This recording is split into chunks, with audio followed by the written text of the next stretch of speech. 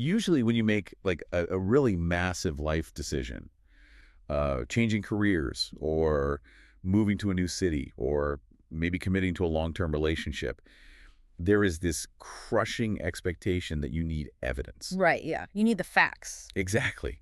It's like we're all supposed to be engineers trying to build a suspension bridge or something. Oh, that's a good way to put it. Yeah, you do the math, you check the load-bearing capacities, you run all the environmental simulations, and eventually the engineer just points to the blueprint and is like, it's safe. It will hold. Because it's a completely calculated, verifiable process. I mean, the logic is binary. The math either works and supports the bridge or it collapses. And society loves that predictability. We absolutely crave it. I mean, that framework is incredibly comforting. We like things to be visible, right? To be proven on a spreadsheet with this exhaustive list of pros and cons. Yeah, but life doesn't actually work like that. No, it really doesn't. Because then you step into the actual lived reality of your own life path. You start making those deep internal choices that dictate the whole shape of your future, and suddenly that calculator is completely broken. It's useless. Right. We end up looking at this landscape of inner truth that is entirely devoid of external proof. We want a blueprint, but all we have is like a murky feeling. So in this deep dive, we're exploring a radical philosophical text that just completely flips this dilemma on its head. Yeah, and we are moving quite far away from traditional evidence-based epistemology here. Way far away. Very. Typically, we gather facts in the external world to arrive at a logical conclusion. But this text asks you to step into the realm of what it calls felt reality. We're looking at how the body and the deepest, quietest parts of the mind actually process truth.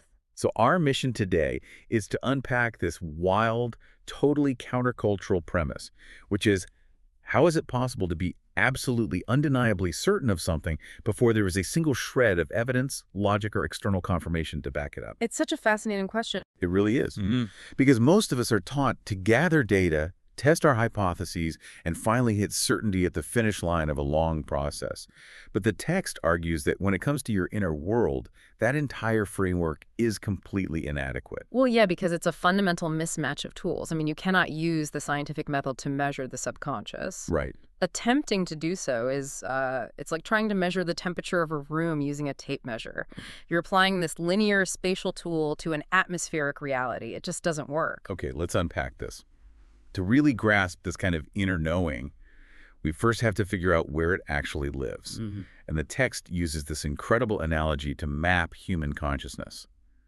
It basically compares the mind to a massive body of water. It's a brilliant visual, honestly, to separate our daily experience from our deeper reality. So if you picture your consciousness as an ocean, the surface is where your conscious daily thoughts live. The day-to-day stuff. Yeah, exactly. And by its very nature, the surface is highly reactive. It ripples, it crashes, it's constantly responding to the wind and the weather of daily life. Like your inbox flooding, or your social media feed, or I don't know, the flat tire you got this morning, or that passive-aggressive comment your coworker made.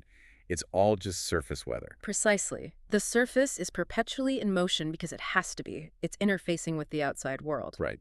But below that surface, down in what the text calls the subconscious stratum, the environment completely changes. The light diffuses.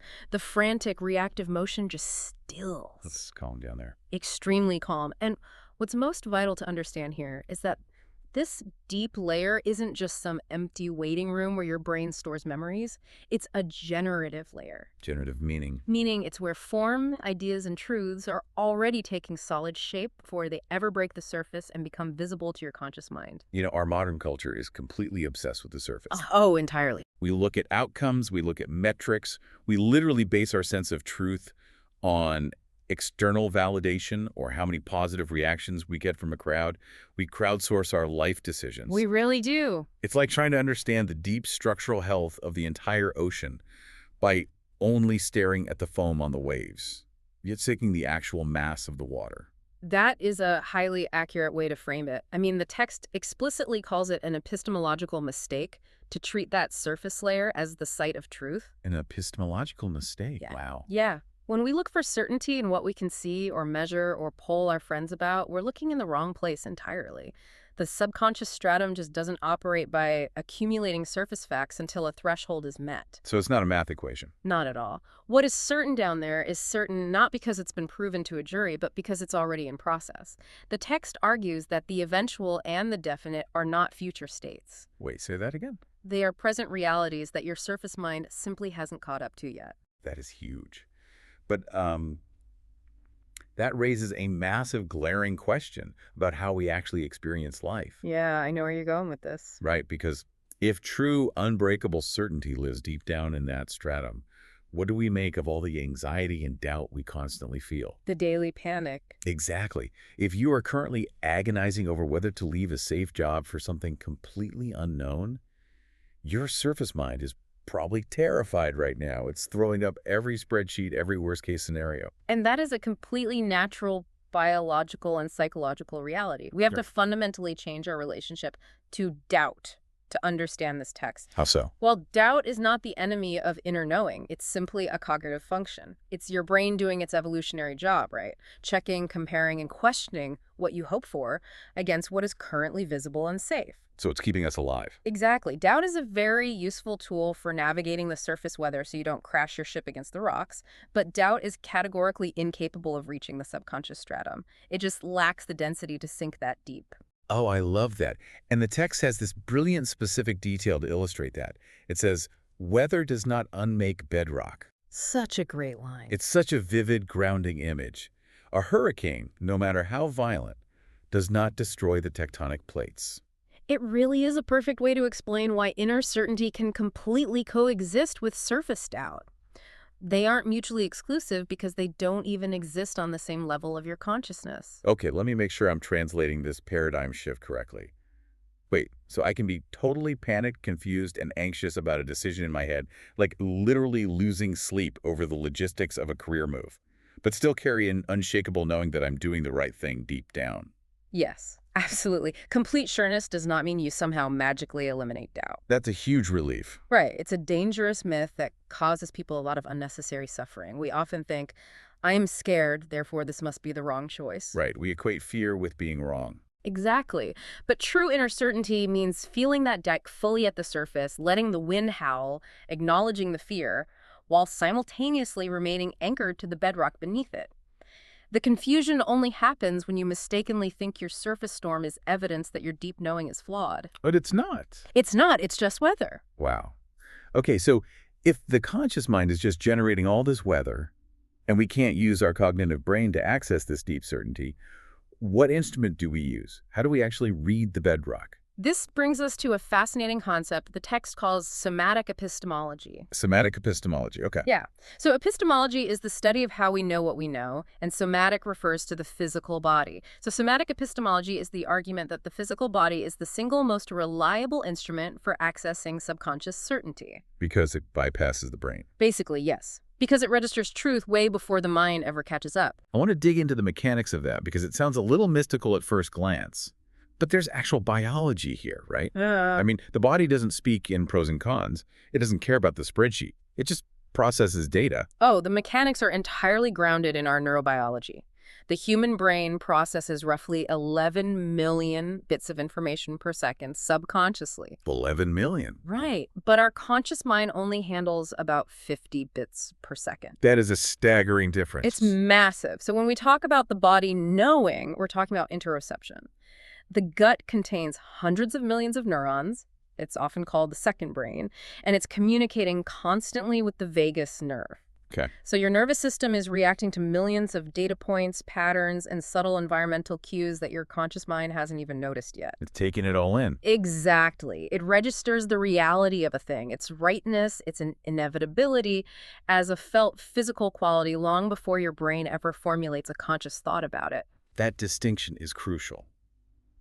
We have to clarify what this actually feels like because the text makes a brilliant point about misinterpreting our physical signals. Yeah, the difference between excitement and knowing.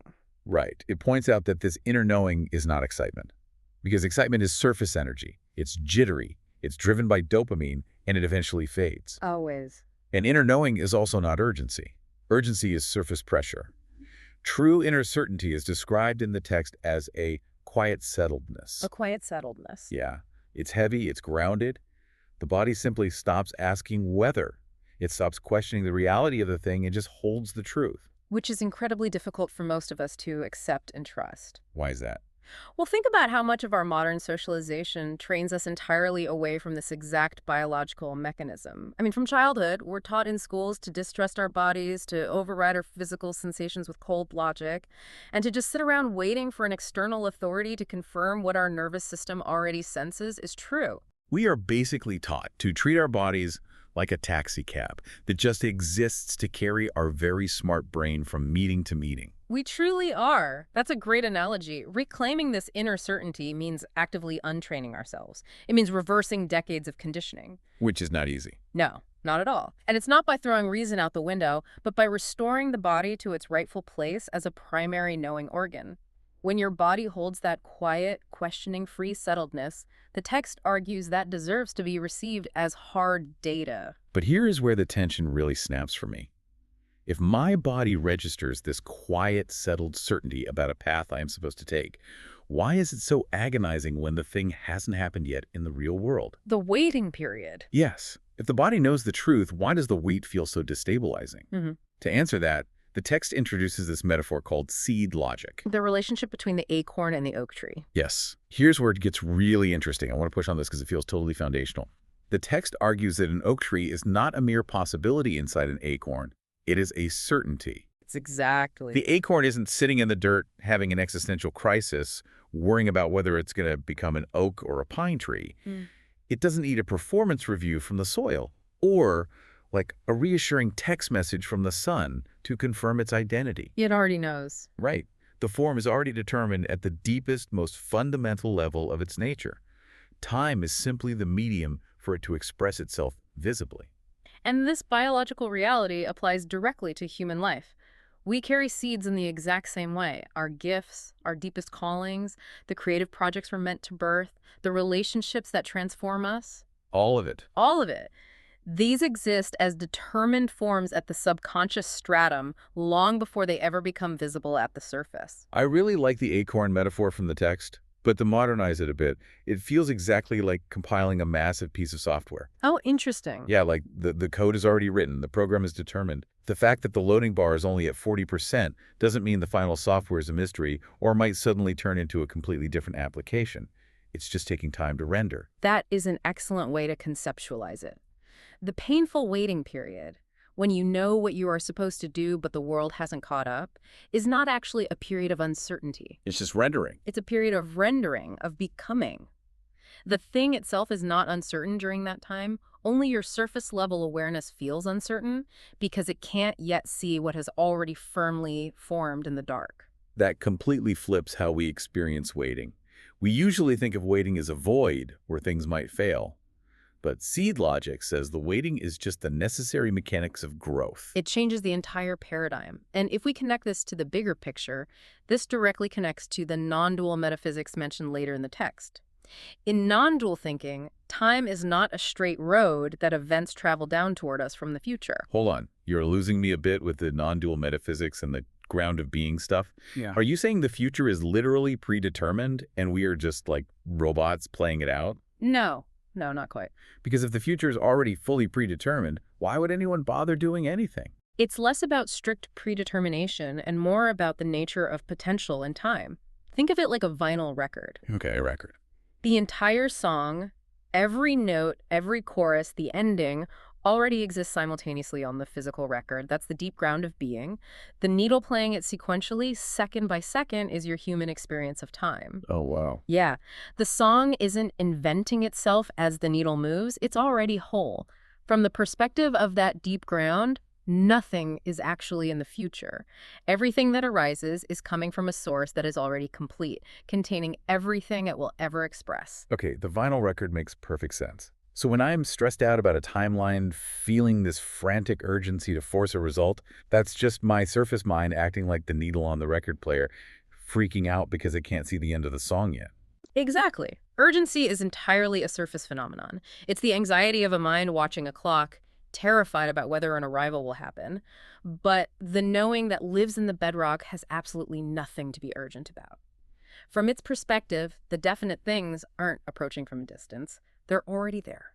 But wait, if the subconscious doesn't care about time, my bank account still does. Of The course. rent is due on the first of the month, not in some non-dual future.